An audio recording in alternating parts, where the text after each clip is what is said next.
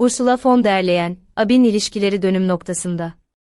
I want to raise a question to President von der Leyen. You said in your meeting with President Xi that EU-China ties are at inflection point, and you raised concerns from the EU side. But my question is, what is that the EU is willing to do to really maintain this relationship stable and sustainable? Thank you. Yeah, indeed. I used the term that we are at an inflection point. It is an important relationship that we have. But to be successful, we need to see more progress on the issues that are challenging for us. So important is to listen to each other and to find pragmatic solutions. And you might know that we have several high-level dialogues. We have the very successful high-level dialogue on climate and environment. It took place, I think, a week or 10 days ago with the good result of the joint statement. We have a very important high-level dialogue on the economy and trade. The issues I was mentioning in my statement are very dominant there. Important on human rights.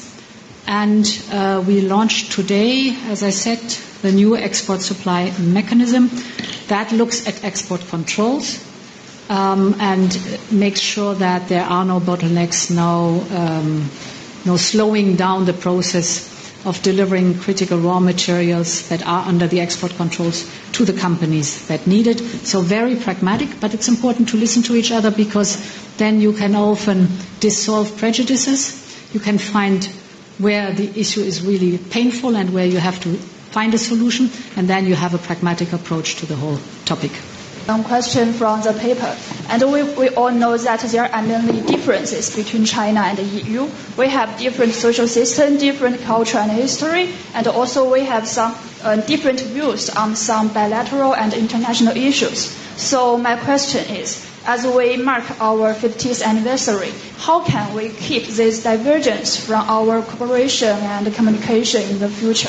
Thank you. Well, by dialogue.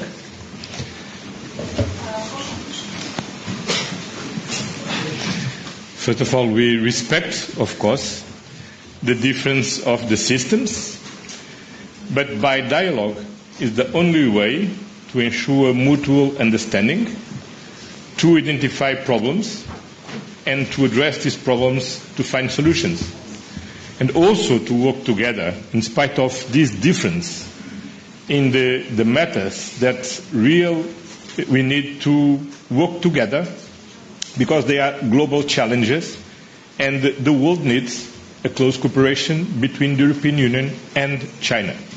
And that's the reason because we are here. We have been here doing this along of this day, working with President Xi, working with Prime Minister Li, and now I think we have a clear work to develop together.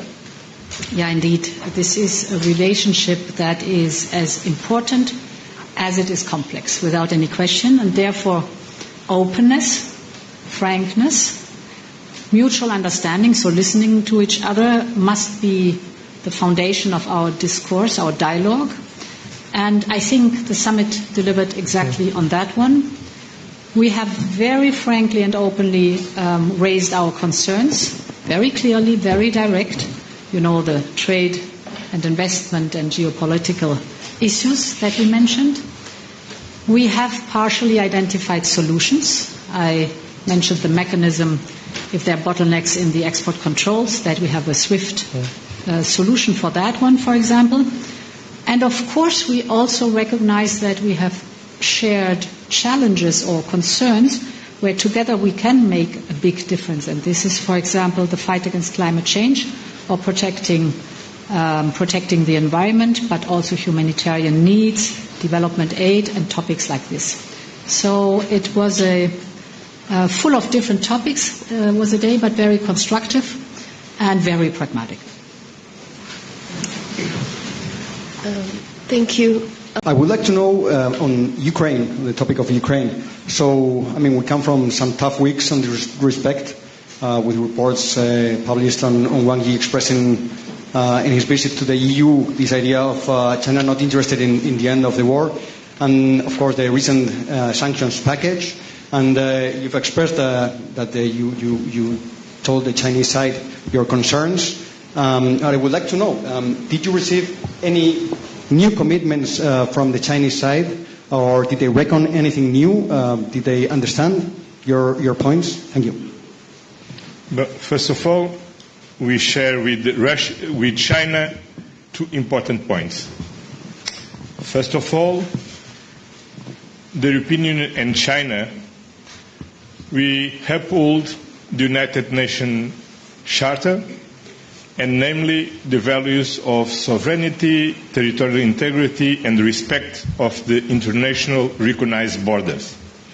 And several times China expressed the same position about this war in the United Nations, and recently voted the resolution presented by several member states of the European Union in the General Assembly.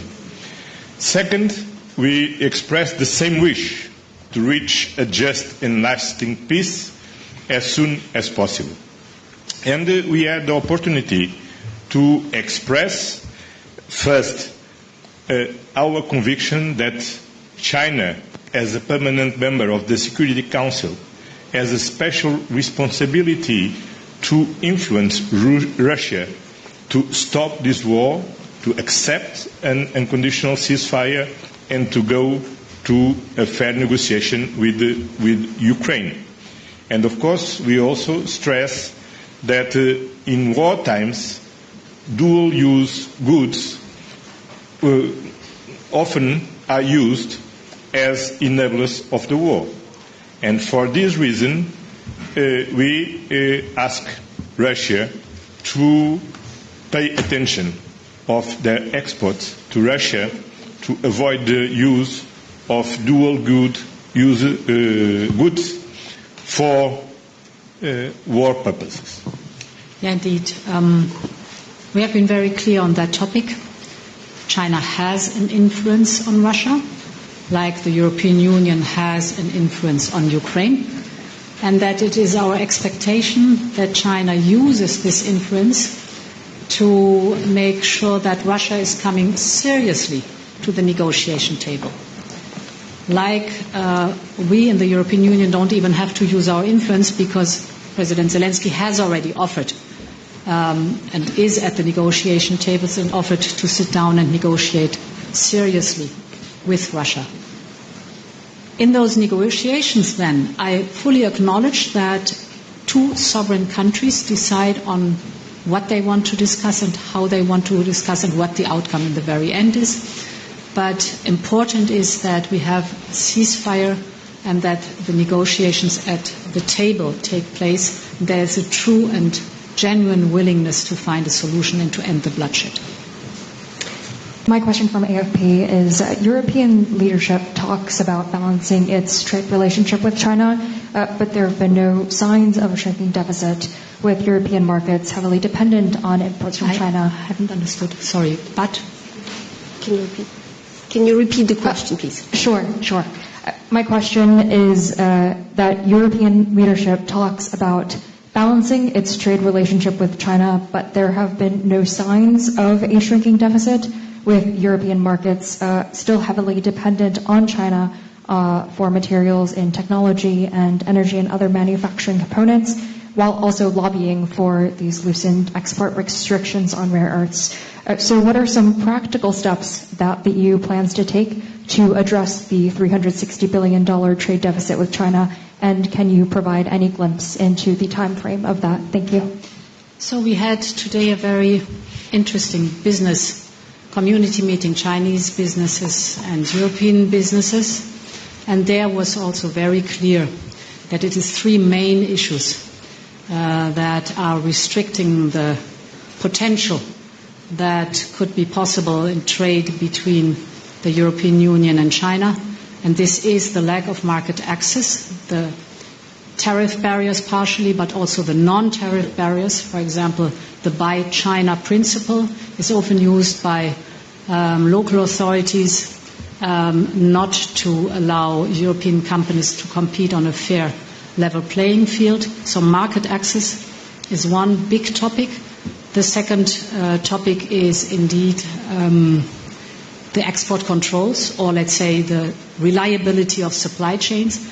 And here the reliability of supply chains is very much focused on the topic of critical raw materials, permanent magnets, rare earths, for example. Here I think the summit showed that we can find practical solution, that there will be more transparency about the speed of allowing the export license to function, more speed in delivering on these critical raw materials to the companies.